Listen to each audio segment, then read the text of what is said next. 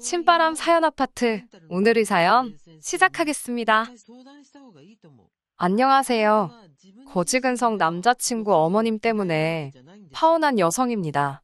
가끔 외롭거나 힘이 들 때 사연을 들으러 오는데요. 오늘만큼은 제 사연을 이야기해볼까 싶어요. 처음 남자친구를 알게 된 건 2년 전 가을이었습니다. 당시 저는 대학가에서 포장마차 분위기가 나는 작은 횟집을 운영하고 있었어요. 20대의 아가씨가 웬 횟집이냐 의아하실 수도 있는데 사실 저희 집은 경제적으로 한순간도 넉넉한 적이 없었습니다. 부모님께서 결혼하시던 때 친가와 외가 그 어느 쪽에서도 도움을 받지 못하셨다고요. 게다가 어머니께선 선천적으로 몸이 약하셨던 탓에 경제활동은 오롯이 저희 아버지의 몫이었습니다. 사정이 그렇다 보니 늘 저희 집은 경제적으로 빠듯했고, 그나마 제가 중학교 졸업을 앞두었을 때 처음으로 저희는 반지하 월세에서 지상 빌라의 전세집으로 이사를 갔어요. 솔직히 저라도 공부를 잘해서 의사나 판검사라도 될 수 있었다면, 그래서 부모님을 가난에서 벗어나게 할 수 있었다면 좋았겠지만, 저는 그렇게 특출난 학생은 아니었습니다. 노력을 안 해본 건 아니지만 제 상태는 누구보다 제 자신이 잘 알았지요. 이대로 대학에 간다고 한들 부모님 돈이나 까먹지 않겠나 싶어서 안 가겠다고 고집을 피웠어요. 하지만 부모님께선 절대로 안 된다고 무슨 수를 써서라도 제 대학 등록금은 내주실 테니 무조건 가라고 그러시더라고요. 대학을 안 나오면 이 사회가 저를 사람으로도 안 봐준다면서. 그래도 운이 좋게 서울 소재의 4년제 대학은 들어가게 되었습니다. 합격의 기쁨도 잠시, 바로 등록금 걱정이 되더군요. 부모님께선 걱정 말라 호언장담을 하셨지만 불안하고 괜히 죄송스럽고 그런 제 마음을 눈치채셨는지 부모님께서 저를 불러 통장 하나를 건네주셨습니다. 제가 어렸을 때부터 저를 위해 모으셨던 돈이라고요. 아, 그날 저 부모님 앞에서 정말 눈물 콧물 흘리며 어린애처럼 울었습니다. 왜 나는 백화점에서 운동화 안 사주냐, 브랜드 잠바 입고 싶다며 철딱서니 없게 굴던 지난날이 떠올라서 너무 죄송했거든요. 하지만 제가 자라는 동안 물가가 미친 듯이 올랐잖아요. 아버지가 모아주신 돈은 4년의 대학 생활을 충당하기엔 부족했습니다. 게다가 2학년으로 올라가던 해였습니다. 당시 저희 가족은 빌라에서 살고 있었는데 그 빌라 주인이 전세를 올리겠다고 통보를 해왔지요. 그 돈을 내지 못하면 찾아보나마나 지하 외에는 선택권이 없었습니다. 저나 아버지는 괜찮았지만 문제는 어머니셨어요. 앞서 말씀드린 바와 같이 저희 어머니는 건강이 매우 안 좋으셨거든요. 폐가 다른 사람들의 80% 정도밖에 역할을 해내지 못한다는 의사의 소견도 있었고 저는 고민 끝에 아버지께서 저에게 주신 돈을 다시 돌려드렸습니다. 아버지는 괜찮다고 어떻게든 당신이 돈을 구해오겠다 하셨지만 직장에서도 잘리네만의 소리가 나오는 상황인 걸 알고 있던 저로서는 그런 아버지를 믿고 알아서 하시라고 내버려 둘 순 없었어요. 통장을 돌려드린 뒤 처음에는 학교를 그만두려고 했습니다. 제가 무슨 공부에 큰 뜻이 있는 것도 아닌데 하지만 나중에라도 부모님께서 제가 학교를 때려친 걸 아시면 얼마나 스스로를 탓하시진 않을지 걱정이 되더라고요. 고민 끝에 저는 일단 휴학 신청을 하고 학교 앞 횟집에서 아르바이트를 시작했습니다. 횟집에서 아르바이트를 시작할 때만 하더라도 몸에 뜨는 기술이나 그런 거에 대단한 뜻이 있던 건 아니고 그곳이 가장 빨리 일을 시작할 수 있었고 시급도 다른 곳보다 나쁘지 않았기 때문이에요. 하루에 8시간 이상 웬만한 회사원들보다 더 오래 일하면서 많은 걸 배웠습니다. 솔직히 저희 교수님이 들으시면 뭐라 하실지 모르겠지만 강의실에서 듣는 강의보다 훨씬 유용한 피가 되고 살이 되는 삶의 지혜까지 배우는 듯 했어요. 그렇게 2년을 휴학하면서 돈을 모았습니다. 일단 돈을 벌기 시작하니까 돈 욕심이 생기더라고요. 처음에는 등록금을 벌어야겠다는 생각이었는데 돈이 모이고 모여서 목돈이 되니 학교를 가는 게 맞나 싶었지요. 그런 와중에 어머니께 제가 학교를 가지 않고 횟집에서 돈을 벌고 있었다는 사실을 들키고 말았습니다. 매번 딸 옷에서 비린내가 가시질 않으니 어머니께서 며칠 저를 따라다니셨던 모양이더라고요.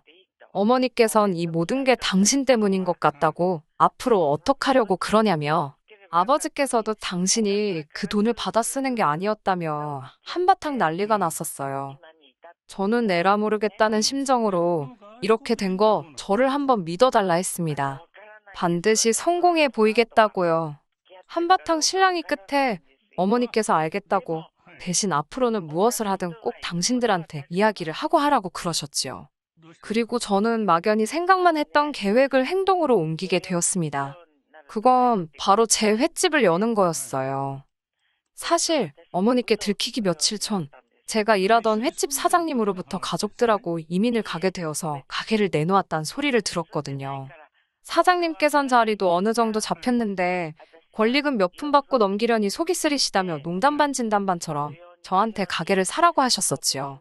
솔직히 그때만 해도 가게를 열게 되면 더 이상은 부모님을 속일 수가 없을 거란 생각과 동시에 그렇다고 부모님을 설득할 자신도 없어서 아예 엄두도 내지 못하고 있었거든요. 하지만 이제 뭐 부모님도 다 아시겠다. 그 가게를 사야겠다 싶었지요. 그렇게 저는 제 가게를 갖게 되었고 일은 제가 생각한 것 이상으로 잘 풀리기 시작했어요. 이미 제가 오랫동안 아르바이트를 했던 덕분에 손님도 주인이 아저씨에서 저로 바뀐 거에 대해 크게 거부감이 없는 눈치였습니다. 다만 제가 아무래도 생선을 고르는 눈이라던가 회 뜨는 기술 같은 건 주인 아저씨만 못했으니까 제 스스로 자신이 없었네요. 그래서 더 열심히 일했습니다. 매일매일 새벽같이 직접 수산시장을 다녔고 작은 것 하나도 직접 해결하려고 노력했어요. 쉽지 않았지만 그 덕에 이 자리까지 올 수 있었다고 생각하고 지금도 전혀 후회하지 않아요. 그렇게 횟집을 5년 넘게 운영했습니다. 성실하게 노력한 덕분인지 횟집 자체는 완전히 자리를 잡았어요. 하지만 별의별 일은 계속해서 일어나더군요. 술 먹고 시비가 붙는 사람들도 있고 서비스 달라고 들어눕는 사람도 있었고 심지어 먹고 돈을 안 내고 가는 사람도 있었어요. 남자친구와 처음 알게 되었던 그날도 쉬운 날은 아니었습니다. 서로 다른 테이블에 앉아있던 손님들끼리 싸움이 붙었거든요. 먼저 시비를 걸던 손님이 오히려 상대한테 얻어터졌는데 제가 여자라고 만만해 보였는지 그 화풀이를 저한테 하려 들었습니다. 급기야는 깨진 술병으로 절 위협하면서 말이에요. 모두가 겁을 먹고 주저하던 그때 남자친구가 나서서 그 손님을 막고 경찰을 부르더군요. 그 일을 계기로 저희는 연락을 주고받게 되었고 얼마 지나지 않아 연인 사이로 발전했네요. 남자친구는 구급 공무원이었는데 직업이 안정적이고 탄탄했던 대신 벌이가 적었습니다. 한 달 기준으로 치면 제가 3배는 넘게 벌더라고요. 하지만 정말이지 전 전혀 신경 쓰지 않았습니다.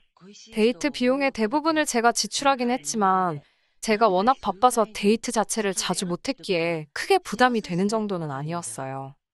그러다 사귄 지 2년이 되어갈 무렵 남자친구가 적극적으로 결혼 이야기를 꺼내기 시작했습니다.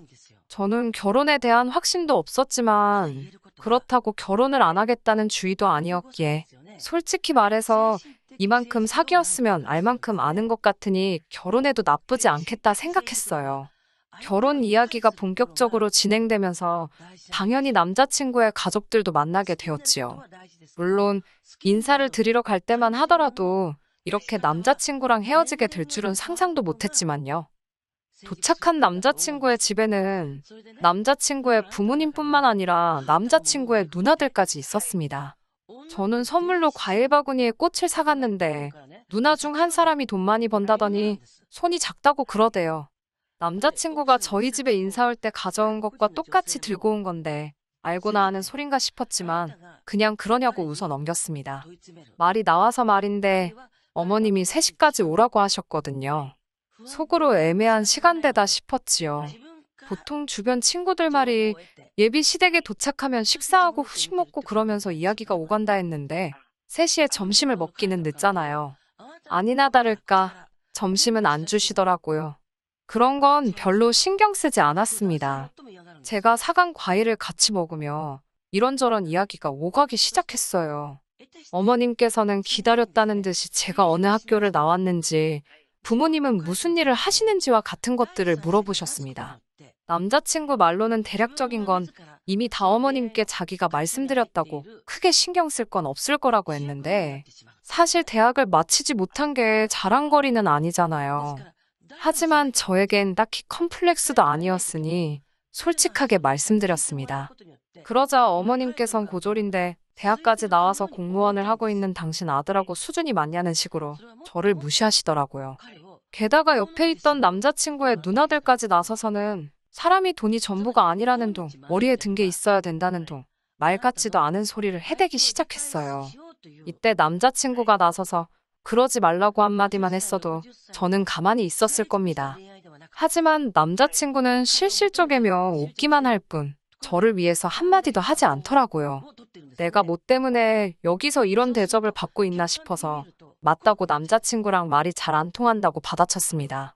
남자친구가 책상 앞에만 있어서 그런지 꽉 막힌 구석이 있다고 어쩔 때는 저 돈 받고 일하면서 안 답답한가 싶고 그렇다고 받아쳤지요. 그러자 어머님께선 저더러 돈 좀 번다고 벌써부터 당신 아들 무시하냐고 발끈하시더라고요. 저는 남자친구처럼 실실 웃으며 그럴 리가 있냐고 대꾸했고요. 솔직히 처음 인사드리러 간 자리였으니 제가 제 자신을 낮추고 어머님 비위에 맞춰드릴 수도 있었을 겁니다. 하지만 뭐가 그렇게 재밌고 즐거운지 남자친구는 어머님이나 언니들의 의도도 눈치채지 못한 채 제 편을 들기는커녕 멍청이 마냥 자리를 지키며 실실 웃고만 있더라고요. 게다가 집 이야기가 나오자 가관이었습니다. 저는 당시 시세 7억짜리 집을 가지고 있었어요. 당시 주변보다 저평가되어 있던 작은 평수의 아파트를 대출 없이 3억이 안 되는 돈으로 구입했는데 갑자기 집값이 미친 듯이 오른 덕분이었어요. 운이 좋았지요.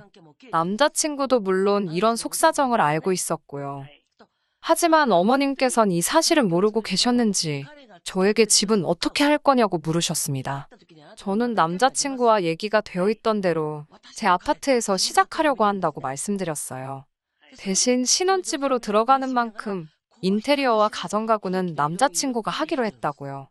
이를 듣곤 언니 중 한 명이 그럼 한 3, 4천이면 되겠다고 그러는데 어이가 없었습니다. 모르면 가만히나 있지 아무렇게나 떠들어대네 싶어서 아니라고 1억 정도 예상하고 있다고 했어요. 그러자 두 언니는 물론이고 어머님까지 눈을 동그랗게 뜨고는 저더러 제정신이냐입니다. 아무리 대학을 안 나왔어도 그렇지 세상 물정을 너무 모른다나요. 시집도 안 가고 어머님께 용돈 받아 쓰는 언니들한테 내가 왜 이런 소리를 들어야 하나 어이가 없어서 웃음이 나올 지경이었어요. 동시에 며느리감한테 제정신이냐고 묻는 게 더 제정신인가 싶었고요.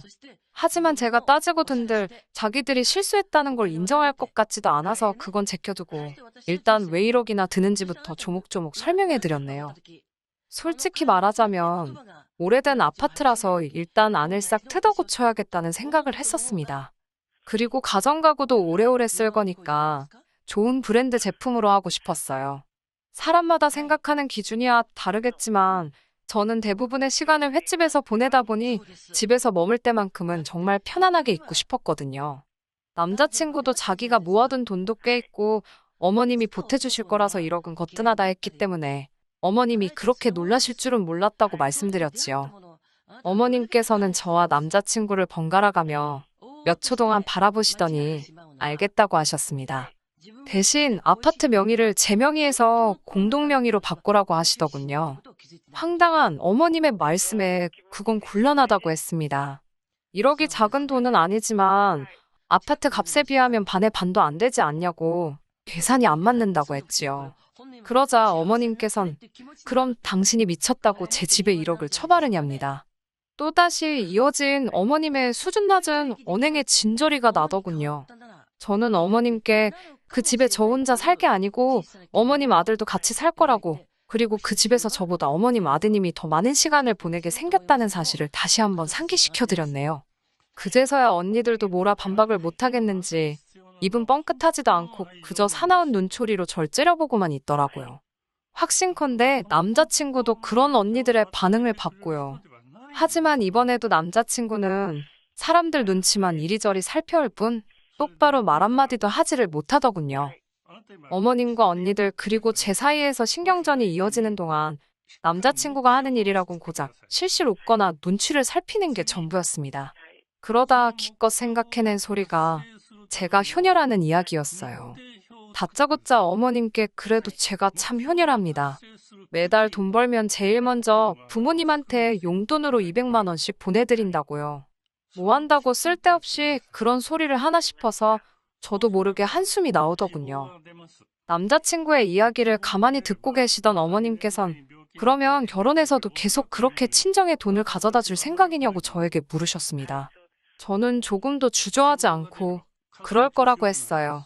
어머님이 제 대답을 마음에 들어하지 않으실 거란 건 예상했지만 그렇다고 거짓말을 하고 싶지는 않았지요. 그러자 어머님께선 이것 보라며 결혼하면 남편이 버는 돈이건 제가 버는 돈이건 부부 공동재산이랍니다. 그러니 남편과 상의를 하고 어른들 의견도 물어야 하는 거라대요. 100번 양보해 남편이랑 상의를 하는 건 그렇다 쳐도 왜 어른들하고 상의를 해야 하는 건지는 이해가 도통되지 않아서 왜 상의를 해야 하냐고 여쭈었어요. 그러자 어머님께선 당연한 거 아니냐며 당신은 친정에 재산 빼돌리는 며느리는 볼 생각이 없으시답니다. 그러자 한 언니가 아니면 양가에 똑같이 잘하면 되겠네 그러는 거예요. 다른 언니도 그 말이 정답이라면서 양가에 똑같이 하면 아무런 문제될 게 없답니다. 다들 미쳤다 제정신이 아니다 싶었지요. 솔직히 이때는 이미 결혼하겠다는 생각은커녕 갈 때 가더라도 할 말은 하고 나가야겠다 싶어 어머님을 똑바로 쳐다보고 말씀드렸습니다. 어머님, 저희 부모님은 당신들 드실 거 못 드시고 입을 거 못 사 입으시며 저를 키우셨지만 어머님은 뭐 절 위해 하신 일이 있으신가요? 막말로 저 잘하는 동안 1,000원 한 장 보태신 게 없지 않냐고. 효도를 받고 싶으시면 어머님이 공들여 키운 자식들한테 받으시면 될 것 같다고 했습니다. 어머님의 얼굴은 점점 울그락불그락 변해갔고 이번만큼은 남자친구도 상황이 잘못되어 간다는 걸 눈치챘는지 절 잡아 끌어서 집 밖으로 나가더군요. 제가 왜 이러냐고 이 손 놓으라고 남자친구 손을 뿌리치니 남자친구가 저더러 너야말로 왜 그러냐입니다. 결혼 안 할 거냐고 적당히 대충 맞춰드리면 되지. 왜 그렇게 다 따박따박 말대꾸를 하냐고요. 어이가 없어서 뭘 대충 맞춰드리냐고 그러다가 내가 지키지도 못할 말에 대답해서 코 깨일 일 있냐고 보아하니 당신 어머님 내 약벌이랑 그런 걸로 후려치기 하실 심산이신가 본데 어림없다 했습니다.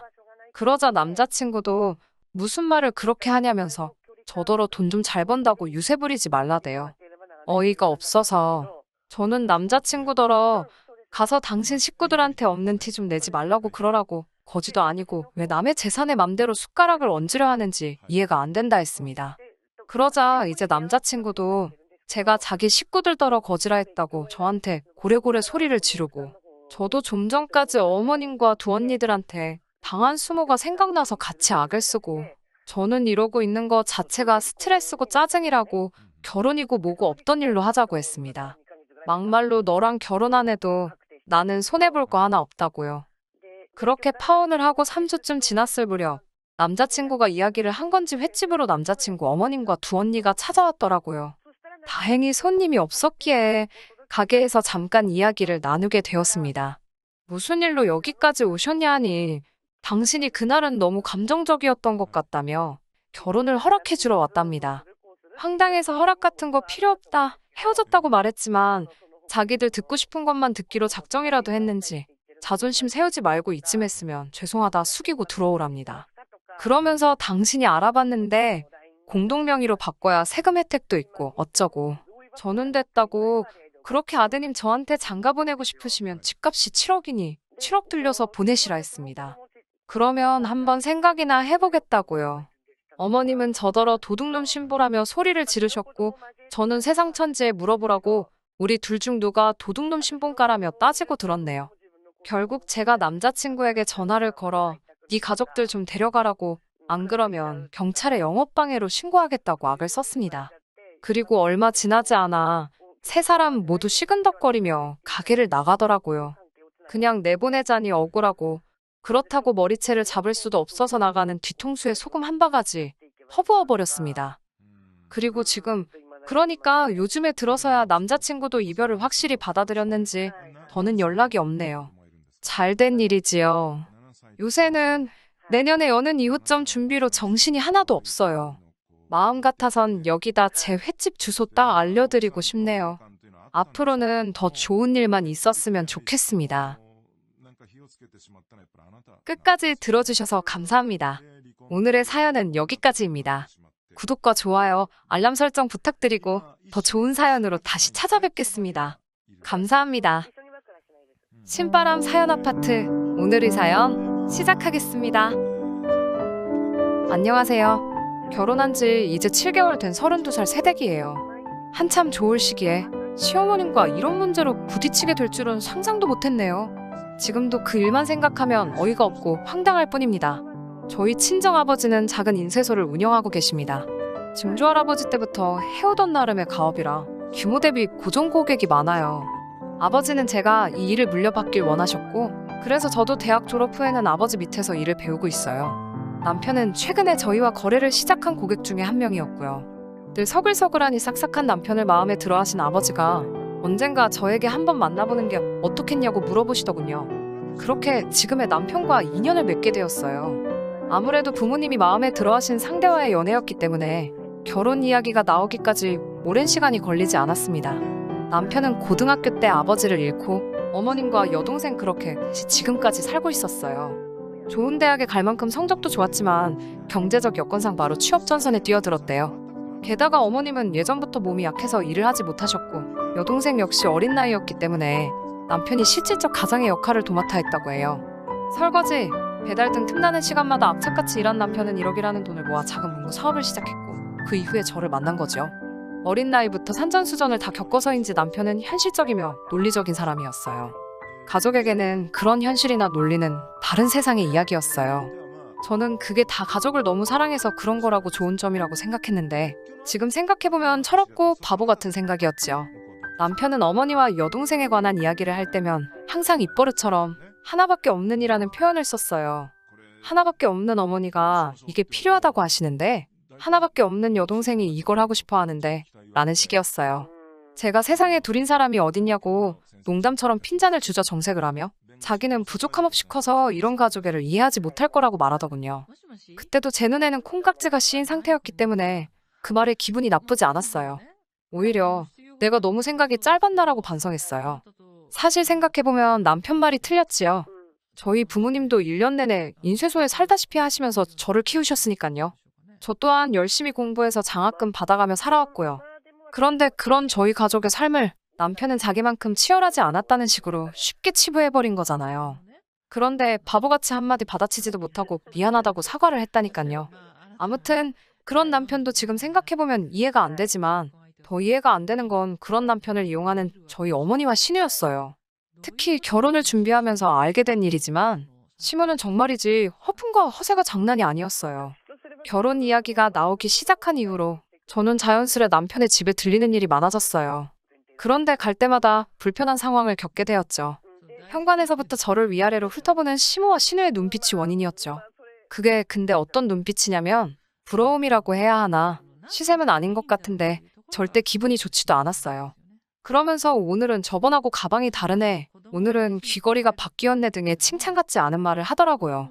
사실 제가 인쇄소에서 보내는 시간이 많다 보니 그다지 꾸밀 일이 많지 않거든요. 그런데 저희 어머니는 꽃다운 나이에 제가 편한 복장으로 인쇄소에서만 시간을 보내는 걸 영 마음에 들지 않아 하셨어요. 그래서 제가 말하지 않아도 가방도 사다 주시고 옷도 사오시고 그러시는 편이었어요. 그리고 저도 친정어머니가 사주시는 걸 굳이 마다하지 않았고요. 아무튼 번번이 평가 아닌 평가를 받는 느낌이라 좌불안석이었는데, 하루는 신우가 저를 보며 우물쭈물하더니 언니 혹시 저 가방 한 번만 빌려주면 안 되냐고 묻더라고요. 제가 왜 그러냐고 묻자 자기가 오랜만에 고등학교 동창들을 만나는데 괜찮은 가방이 하나도 없다고요. 저는 일단 알겠다고 하고 집에 와서 그 이야기를 친정 어머니께 했어요. 그러자 어머니는 그럼 결혼 이야기도 오가는 판에 혼수한다 생각하고 하나 사주는 게 어떠냐고 하시더라고요. 아직 대학생이니까 100만 원 선에서 적당한 가방으로요. 저도 그게 오히려 마음이 편하겠더라고요. 그래서 며칠 뒤 예비 신우를 강남에 있는 백화점으로 나오라고 해서 대학생들에게 인기가 많다는 가방을 하나 선물했어요. 신우는 당연히 기뻐했고 몇 번이고 저에게 고맙다고 하더라고요. 외동으로 자라는 동안 여동생 한 명을 갖는 게 소원인 때도 있었기에 그런 예비 신우를 보며 귀엽기도 하고 저도 행복하더라고요. 그런데 생각지도 못한 일이 발생했습니다. 그건 바로 시모의 반응이었어요. 시모는 저에게 찬물도 위아래가 있는 법인데 어떻게 자기를 건너뛰고 예비 신우한테 먼저 선물을 하냐고 참 실망이라고 대놓고 말씀하셨어요. 저는 이런 상황은 상상도 못했기에 몇 번이고 죄송하다고 말씀드렸습니다. 시모는 사돈도 그러는 게 아니라며 사줄 거면 둘 다 사줘야지 어떻게 누군 사주고 누군 안 사주냐며 그런 식으로 사람을 차별하는 게 아니라고 하시더군요. 집으로 돌아와서 안색이 안 좋은 저를 보며 친정어머니가 무슨 일이냐고 몇 번을 물으셨지만 일단은 남편하고 먼저 얘기하는 편이 나을 것 같아 아무런 말도 하지 않았습니다. 다음날 남편에게 전화를 해 어제 이런 일이 있었다고 말했어요. 그런데 남편도 알고 있다면서 그러니까 조심 좀 하지 그랬냐고 저에게 그러더군요. 제가 조심은 무슨 조심을 말하는 거냐고 묻자 어차피 혼수였다면서 그러면 엄마 것도 하나 사드리지 그랬냐고 사업하는 며느리 본다고 주변에 다 자랑했는데 아직까지 선물 하나 못 받은 게 서운해서 저러시는 거라고 저에게 조언 아닌 조언을 하더라고요. 사실 제가 인쇄소를 물려받을 건 맞지만 엄연히 아직까지는 친정아버지의 사업이고 저는 배우는 과정에 있을 뿐인데 벌써부터 주변에 사업하는 며느리라고 저를 이야기하고 다니셨다니 당혹스럽더라고요. 그래도 그때만 해도 남편과 결혼 이야기가 진지하게 오갈 때였고 이런 일로 파혼을 하는 건 상상도 하지 못했기 때문에 남편의 말대로 어머님에게도 가방을 비롯해 이런저런 선물을 몇 가지 해드리는 걸로 상황을 수습했습니다. 그리고 얼마 뒤 상견례 자리를 가졌어요. 어머님은 상견례 자리에서 저희 부모님께 사업하시는 양반들이시니 사업이 얼마나 어려운지 이해하실 거라 믿는다는 말로 운을 띄우셨어요. 어머님은 우리 아들이 이제 막 사업을 시작했지만 원체 머리가 좋고 수완이 좋은 애라서 앞으로 10년이면 이 나라 문구 사업은 다 집어삼킬 거라며 장황한 이야기를 하셨어요. 제 배우자가 될 사람에 대한 이야기인데도 제 얼굴이 다 화끈거리고 부끄럽더라고요. 고슴도치도 지 새끼는 예쁘다고. 어머님, 눈에 아들이 얼마나 장하고 멋지겠어요. 그래서인지 저희 부모님도 연신 맞습니다. 아무렴요 라고 맞장구 쳐주고 계셨고요. 그러더니 어머님께서는 집은 어떻게 하실 거냐고 저희 부모님께 물으시더군요. 사실 남편이 가진 돈이 다 사업에 묶여있는 걸 이미 알고 있었기 때문에 저희 친정에서 작은 전세집을 해주기로 하신 상태였어요. 그래서 저희 아버지가 동대문 쪽에 작은 아파트를 전세로 구했다고 하시자 시어머니는 대뜸 살림살이는요? 라고 또 물으시는 거예요. 그러자 신우가 어머님 옆구리를 쿡 찌르더군요. 아무튼 이런 우여곡절이 있었지만 끝내 저희는 결혼을 했습니다. 시어머니께서 본인의 친구분들 식장에 오시기 편해야 한다고 해서 어머님이 원하시는 동네와 시간에 맞춰서 식도 올렸어요. 결국 참다 저희 어머니가 한마디 하시더라고요. 도대체 우리 딸이 뭐가 그렇게 아쉬워서 이렇게까지 다 맞춰줘가면서 식을 올려야 하냐고요. 사실 저도 스스로 그런 생각이 드는 찰나였거든요. 그런데 아버지는 결혼하면서 부부가 그런 거 따지기 시작하면 못 산다고 그냥 맞춰줄 수 있는 쪽에서 맞춰주는 게 편하다고 하시더라고요. 그렇게 식을 올리고 한동안은 잠잠했습니다. 오라가라 말씀도 많으셨고 그때마다 여전히 품평회 아닌 품평회가 계속되었지만 저도 어느 정도 익숙해졌기 때문에 크게 의미를 두진 않았고요. 그렇게 6개월쯤 지나고 나서 아버지는 그동안 제가 인쇄소에서 열심히 일하고 고생했다며 생일 선물로 차를 사주셨어요. 사실 슬슬 아이도 가져야겠다 생각하는 찰나였기 때문에 차가 있으면 좋을 것 같다고 생각했던 참이라 감사했죠. 문제는 제가 차를 사고 나면서부터 시작됐어요. 항상 저를 오라가라 했던 분이 제가 차를 산 이후로는 저희 집으로 오시기 시작했거든요. 황당한 건 오실 때 본인 소유의 경차를 끌고 오시고 제가 화장실에 있거나 잠깐 자리를 비운 사이에 제 차키를 가지고 집에 가시는 거예요. 처음 이 일을 겪었을 때는 제가 귀신에 홀린 건가 싶을 만큼 어이가 없고 황당하더라고요. 그날도 저는 인쇄소에서 일을 하고 있었는데 어머님이 갑자기 저녁을 드시러 오시겠다고 하시길래 아버지께 말하고 1시간 정도 일찍 퇴근을 해서 정신없이 저녁을 준비했어요. 저녁 준비가 다 돼갈 무렵 어머님이 집에 도착하셨고요. 어머님께 양해를 구하고 잠깐 방에 들어가 옷을 갈아입었어요. 남편도 집에 거의 다 와간다고 하더라고요. 옷을 다 갈아입고 머리 좀 만지고 나왔는데 어머님이 안 계신 거예요. 식탁 위에는 어머님 차키가 그대로 있길래 잠깐 어디 가셨나 생각하고 있었고요. 전화를 해봐야 하나 생각하는데 현관이 열리는 소리가 나더니 남편이 들어왔어요. 남편은 저를 보더니 방금 당신 차 나가던데? 라는 거예요. 제가 그게 무슨 소리냐고 묻자 방금 나가더라니까 내가 잘못 봤나? 라고 하더라고요. 저는 순간 이상한 느낌이 들어서 어머님께 전화를 했어요. 그러자 어머님이 나 네 차 좀 빌렸을게 라고 하시는 거예요. 거기 내가 내 키 두고 왔으니까 필요하면 자기 차를 쓰라면서요. 그러더니 바로 전화를 끊어버리시더군요. 제가 남편에게 이게 무슨 경우냐고 어떻게 나한테 말도 없이 내 차를 마음대로 가져가시냐고 따져 물었어요. 남편은 미안하다고 하면서도 그래도 엄마가 최소한 자기 차는 두고 가지 않았냐고 일단 급한 대로 그거라도 쓰라면서요. 그러면서 원래 부모들이 더 좋은 걸 쓰는 게 맞지. 너는 엄마는 경차 타는데 네가 벤츠 타면 기분 좋냐고 묻더라고요. 제가 우리 아빠가 열심히 일해서 나 타라고 사준 차 내가 타는데 기분이 왜 안 좋냐고. 당신이 그렇게 어머님 경차 타는 게 속상하면 당신이 사드리면 되지. 왜 내 차를 들먹이냐고 저도 지지 않고 따져 물었습니다. 그러자 남편은 너는 정말 며느리도 딸이라는데 효심이라곤 찾아볼 수가 없다며 정말 서운하다고 오히려 저를 나쁜 사람으로 몰아가더라고요. 사실 남편이 저에게 진심으로 사과했다면 평소처럼 그냥 어떻게든 이해하려고 하고 넘어갔을 거예요. 제가 차를 매일 써야 하는 사람도 아니고 어머님이 얼마나 타보고 싶으셨으면 그랬을까 하고 어떻게든 스스로 합리화시켜서 참았을 거예요. 그런데 남편이 오히려 적반하장도 유분수지. 저를 되먹지 못한 사람으로 만들어버리니까 꼭지가 돌아버릴 것 같았습니다. 저는 남편에게 당장 내 차 안 찾아오면 절도로 신고하겠다고 울음장을 놨습니다. 사실 이때만 해도 말 그대로 울음장이었지. 어떻게 시모를 신고를 해요? 그런데 남편이 저를 보며 이죽거리더니 가족끼리는 원래 법적으로 처벌 안 받는다며 넌 그것도 모르냐고 비아냥거리더군요. 저는 당신이랑 나 아직 혼인신고 안 했거든이라며 받아쳤습니다. 남편은 너 진짜 선 넘는다면서 저를 향해 손바닥을 들어 올렸습니다.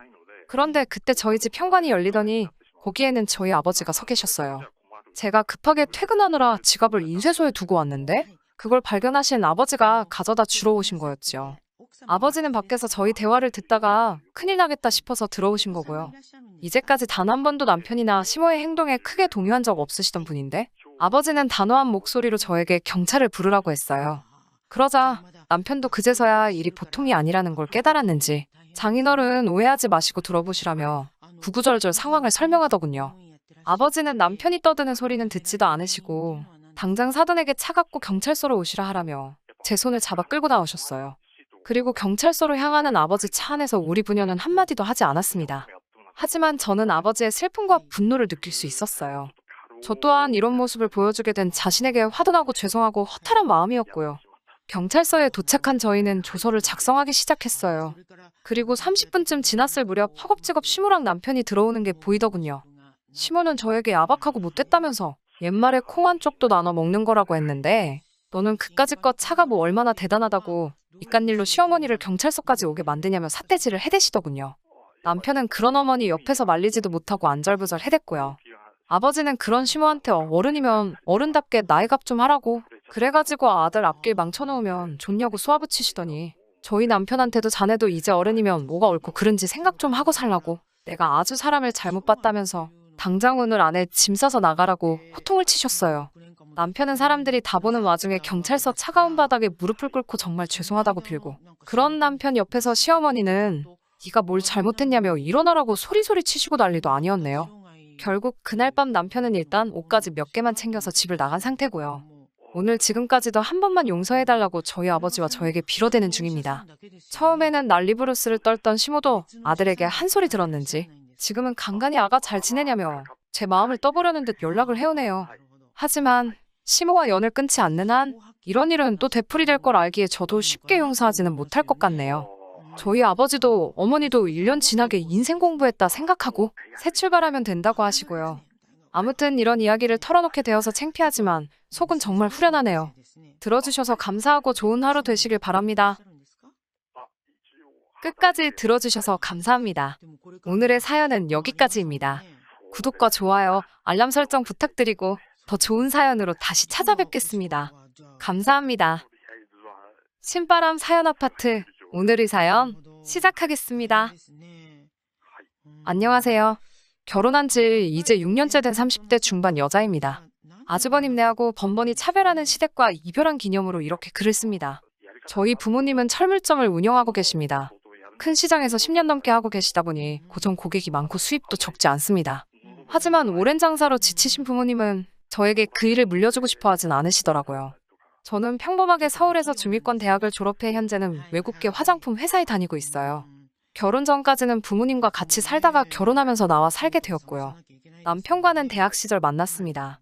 사실 취업 전까지는 친구 사이였는데 서로 멀지 않은 곳에 취업을 하게 되면서 자주 만나게 되었고요. 그러다가 연인으로 발전해서 제가 28살이 되던 해에 결혼까지 하게 되었습니다. 남편에게는 위로 6살 나이 차이가 나는 형이 있습니다. 저에게는 아주버님이죠. 아주버님은 온 집안의 사랑을 독차지하며 자랐다고 합니다. 그게 시아버지의 형제들은 다 딸만 있고 아들은 없는 상태에서 아주버님이 태어났기 때문이에요. 덕분에 시아버지는 땅이랑 돈도 받으셨대요. 하지만 제 남편이 태어났을 때는 이미 6년이란 세월이 지나 있었고 그 사이에 다른 형제들도 아들을 가졌기 때문에 찬밥 신세였다고 하더라고요. 아무튼 그래서인지 시댁에서는 첫 아들이었던 아주버님과 남편에 대한 차별 대우가 굉장히 심했습니다. 결혼 전에도 남편에게 어느 정도는 들어서 알고 있었지만 결혼을 하고 나니 더 눈에 보이더라고요. 저희 시댁은 남편과 아주버님 생일이 음력으로 한 달 가까이 차이가 나는데도 늘 한 번에 하십니다. 아주버님 생일이니까 겸사겸사 너네 생일도 같이 해주는 거나 마찬가지니 와서 먹고 가라는 식이세요. 이 외에도 여러 가지 이유로 남편은 집에 정을 못 느끼더라고요. 하다못해 형인 아주버님이라도 나서서 동생인 남편을 감싸주면 좀 나을 텐데 그런 것도 전혀 없으세요. 늘 본인이 먼저고 조금도 양보할 줄을 모르십니다. 또 한 번은 이런 일도 있었어요. 상견례 전에 저희 집에 처음으로 인사를 온 날이었어요. 저희 친정어머니가 남편의 손을 잡고 이름을 부르며 우리 딸을 앞으로 잘 부탁한다며 말을 건넸는데 남편이 울먹이더라고요. 집에서는 이렇게 다정하게 자기 이름을 불러준 적이 없었다면서요. 다들 야라고 하거나 성까지 붙여서 부르기만 했대요. 그런데 이렇게 이름으로 불리니 너무 좋다면서 멋쩍게 눈물을 글썽이며 좋아하더라고요. 그런 남편의 모습에 친정부모님은 많이 마음 아파하셨고요. 아무튼 덕분에 친정부모님은 아들 같은 사위를 얻었다고 너무 좋아하십니다. 반면에 사실 아주버님은 늘 자기 멋대로 하고 싶은 대로 하시고 사셨어요. 듣기로는 대학도 다 떨어져서 재수하고 결국 지방에 있는 전문대에 들어갔대요. 그런데 또 수준이 안 맞아서 못 다니겠다면서 한 학기만 다니고 관뒀대요. 그러곤 군대에 갔다 와서는 사업을 한다고 해서 시댁에서 작은 호프집을 차려줬고요. 그런데 결국 1년도 못 가서 말아먹었고 다시 PC방을 한다고 차렸다가 당시 거기서 알바를 하던 형님하고 사고쳐서 결혼했고요. 그 사업도 얼마 가지 못해 말아먹고 이후에는 시아버지까지 같이 대동해서 해물찜 가게를 차리더니 거기서 카운터를 보고 있어요. 시아버님이 물려받은 땅이나 재산을 아주버님이 그런 식으로 탕진하는 데는 오랜 시간이 걸리지 않았다고 합니다. 아무튼 결혼까지의 과정이 순탄하지만은 않았습니다.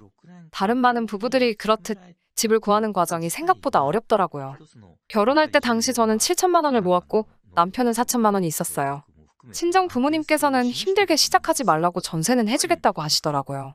그런데 그거 가지고 아주버님네가 난리가 난 거예요. 당시 형님이 임신 7개월 차이었거든요. 곧 애 낳고 해야 되는데 돈은 없고 쓸 곳은 많다고 징징거리던 시기였죠. 당시 아주버님네는 시댁하고 같이 살고 있었어요.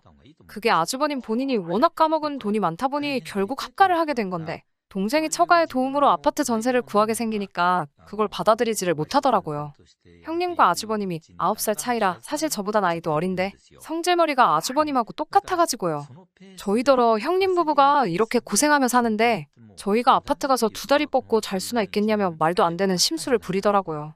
아무튼 저희는 친정의 도움으로 20평대의 작은 아파트를 전세로 들어갈 수 있었어요. 그런데 그 사실을 알게 된 시댁에서 하루는 저를 호출하더라고요. 사실 시댁이나 친정이나 저희 둘 직장이나 거리가 다 거기서 거기예요. 아무튼 집에 도착하니 아주버님하고 시모가 같이 저를 기다리고 있더라고요. 그러더니 저에게 하는 말이 이제 곧 애도 나오니까 애 좀 클 때까지는 집을 바꿔서 살려고 하시는 거예요. 처음에는 무슨 말인지 이해가 안 돼서 그게 무슨 뜻이냐고 여쭤봤어요.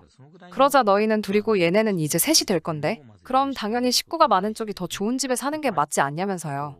그러면서 원래 형한테 동생이 양보도 하고 그러는 거래요. 저더러 외동이라서 그런 형제간의 우애를 잘 모르는 것 같다면서요. 무슨 말도 안 되는 소리인가 싶어서 대답도 안 하고 있었어요. 저에게서 그렇게 하겠다는 대답이 없으니 시어머니께서는 너도 이제 우리 집 식구가 되었으니 시집살이 하면서 며느리 된 도리도 배우고 서로 정도 붙여야지 않겠냐면서 그러는 동안만 아주버님네와 집을 바꿔서 사는 게 어떻겠냐고 저에게 물어보더라고요. 친정에서 저 편하게 살라고 해주시는 거니까 그렇게는 안 되겠다고 단칼에 거절을 했어요. 그러자 시모는 그러면 친정에서 집도 해줬으니 너네가 결혼 전에 모아놓은 돈은 당장 필요 없겠지 라고 하시면서 집을 바꾸지 않겠다면 그 돈이라도 빌려달래요. 그 돈으로 지금 시댁 리모델링이라도 좀 하겠다고요. 저는 그 돈도 다 쓸 때가 있어서 어렵다고 안 된다고 말씀을 드렸어요. 그러자 시모의 안색이 싹 변하면서 내가 너 욕심 많은 건 알아봤지만 매정하기까지 하다며 다시 봤다고 하시더라고요. 그거 돈 몇 푼의 사람이 이렇게 다 드러난다면서요. 나중에 들으니 아주버님네하고 형님네가 엄청나게 셈을 냈었대요. 자기들은 갑자기 애가 생겨서 제대로 준비도 못하고 돈도 없이 대충 시작했는데 저희가 하나하나 차곡차곡 해결해 나가는 게 꼴보기 싫었나 봐요. 아무튼 친정 덕분에 저희는 비록 전세지만 리모델링도 하고 가전이랑 가구도 어느 정도 그럴듯하게 구색은 맞춰서 시작할 수 있었어요. 그리고 벌써 이렇게 세월이 지났네요. 돌이켜보면 다 적을 순 없지만 이런저런 마음고생이 많았습니다. 그렇지만 늘 내 할 도리만 하자라는 생각으로 적당한 거리를 지키며 버텨왔거든요. 그런데 더는 참을 수가 없네요. 사실 이해는 안 되지만 시모는 저희가 잘 사는 걸 못마땅해 하세요. 본인 생각에는 이것저것 다 해준 큰아들이 잘 나가야 되는데 큰아들네는 영 시원찮은 거죠. 반면에 저희는 알아서 잘 사니까 그게 배알이 꼴리셨나 봐요. 솔직히 이러나 저러나 둘 다 시어머님 자식인데 왜 그러시는 건지 모르겠지만요. 게다가 형님은 틈만 나면 이것저것 참견하고 간섭하거든요.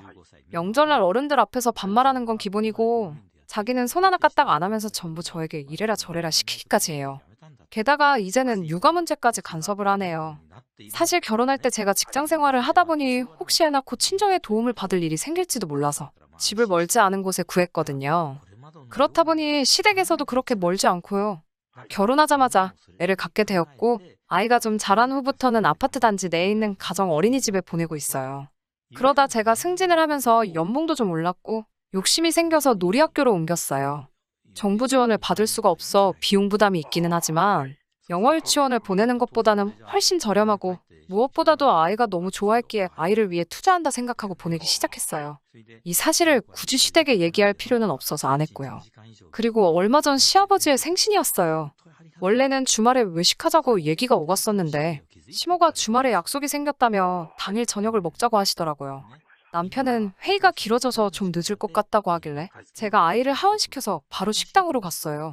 형님은 제가 들어가자 저를 쓱 훑어보면서 그까짓 돈 조금 번다고 아주 시부모님 생신도 건성이네? 라면서 바로 비아냥거리더라고요. 어른들 계신 데서 받아치기도 그래서 그냥 죄송해요라고 말하고 자리에 앉았죠. 어른들은 어른들대로 앉아서 음식을 기다리고 저는 형님네 애랑 저희 애를 데리고 키즈놀이방에 있었어요. 그러다가 화장실에 가려고 형님께 애들을 맡겼어요. 그런데 화장실에 갔다가 나오니 형님이 저에게 제 딸이 거기 놀이학교 다니고 있냐고 물어보는 거예요. 그래서 여기 놀이학교가 프로그램이 괜찮은 것 같아서 옮겼다고 했죠. 그랬더니 갑자기 식당 사람들이 다 들을 만큼 한 달에 무슨 100만 원 넘게 애한테 쓰냐면서 돈 많이 번다고 너무 티내는 거 아니냐며 소리를 지르는 거예요. 자기네 아들은 초등학교 들어가기 전까지 계속 어린이집 보낼 건데 위화감 느껴서 한 지붕 아래서 살겠냐면서요. 그래서 제가 언제 우리 딸 놀이학교 보낸다고 자랑하길 했냐, 아니면 내가 형님을 무시하길 했냐며 왜 화를 내냐고 맞받아쳤어요. 그러자 너 일부러 내 자존심 건들려고 애한테 원복 입혀서 온 거 아니냐며 악다구니를 쓰더라고요. 아무리 형님이어도 저보다 어린데 맞전대 정도는 해달라 제가 쏘아붙이니 너가 뭔데 나를 가르치려고 하냐면서 삿대질을 해대더라고요. 아주버님까지 나서서는 저더러 형님한테 뭐하는 싸가지냐면서 제정신이냐고 난리예요. 애들 앞에서 부끄럽지도 않냐고 제가 그만하시라고 했지만 애들이건 다른 사람들이건 안중에도 없더라고요. 형님은 시부모님한테 이거 보라고 자기 못 산다고 이렇게 무시한다면서 제가 평소에도 사람을 얼마나 깔봤겠냐며 말도 안 되는 소리를 하더라고요. 그래도 시부모님이 중간에서 균형을 잡고 상황 정리를 해주셨으면 제가 이렇게 글까지 쓰진 않았을 거예요. 그런데 시모가 저한테 너는 젊은 애가 정신 나갔냐면서 애한테 무슨 돈을 그렇게 허투루 쓰냐는 거죠. 그것도 아들도 아니고 딸인데 뭐 한다고 그 돈 들여서 놀이학교를 보내고 있냐고. 여자애는 그냥 집에서 한글이나 가르치면 된다나요. 아무리 그래도 손녀한테 어떻게 저렇게 말을 하나 싶고 솔직히 사람으로도 안 보이더라고요. 아주버님네는 저한테 꼴같지 않게 돈 자랑한다며 욕을 하고 식당 사람들도 쳐다보고 우리 딸은 울고 있는데 정신이 하나도 없고 쓰러질 것만 같았어요. 그런데 그때 남편이 어느샌가 나타났더라고요. 남편은 딸을 한 팔로 안고 다른 한 팔로는 제 손목을 잡아 끌며 나가자고 하더라고요. 그러면서 남편이 시부모님께 자식으로서 할 만큼 한 것 같습니다. 생신날 이런 모습 보여서 죄송하고 앞으로도 건강하게 오래 사시라고 그러더라고요. 저도 그 자리에 더 있을 수가 없어서 남편에게 이끌려 나왔네요. 그리고는 그 월말부터 남편이 시키는 대로 시댁에 드리던 생활비를 끊었습니다. 원래는 남편도 저도 연봉 협상이 잘 돼서 더 올려서 보내드리려고 했는데 아예 끊어버렸어요. 그렇게 2달을 안 보내니까 시모가 연락을 해왔습니다. 밥은 잘 먹고 지내냐면서 저희 남편 전화번호가 바뀌었냐고 물어보시더라고요. 저는 몰랐는데 남편이 시댁에서 오는 연락을 다 차단하고 있었나 봐요. 저는 그대로니까 다시 해보시라고 했고요. 그날 저녁 남편에게 그래도 자식된 도리는 해야 하지 않겠냐고 하니까 남편은 자기는 지금 이 가정에 충실하고 싶다고 하더라고요. 이 가정에서 행복을 되찾고 싶다면서요. 그리고 며칠 뒤에는 시댁 어른 중 한 분인 고모님한테 전화가 왔어요. 고모님은 남편이 얼마나 차별당하며 컸는지 직접 눈으로 보신 분 중 한 분이세요. 그러다 보니 저희 입장을 이해해 주시더라고요. 그러면서 말씀하시길 시아버님과 아주버님이 같이 하고 있는 가게는 지금 팔리지가 않아서 울며 겨자 먹기로 하고 있는 중이래요. 거기에 아주버님이 시아버님 모르게 매상을 빼돌리면서 장부를 조작하는 바람에 적자도 엄청나고요. 그런데도 첫째가 그렇게 좋은지 계속 데리고 살고 있다고 합니다. 비록 제가 직접 어떤 복수를 한 건 아니지만 그 이야기를 들으니 좀 불쌍한 동시에 고소하기도 하더라고요. 그래도 시부모님이야 사랑하는 큰아들과 큰며느리가 있으니 행복하시겠죠. 저도 더 이상 스트레스 안 받고 남편이랑 둘이 오손도손 살 거예요. 아들의 첫째만 우선 씨하는 시댁과 계속 인연을 갖고 살아봐야 천덕꾸러기가 되어버린 우리 딸아이한테도 좋을 게 한 개도 없다는 생각이 들어요. 이제라도 남편과 우리 가정에 충실하게 살아보려고 합니다. 끝까지 들어주셔서 감사합니다. 오늘의 사연은 여기까지입니다. 구독과 좋아요, 알람 설정 부탁드리고 더 좋은 사연으로 다시 찾아뵙겠습니다. 감사합니다.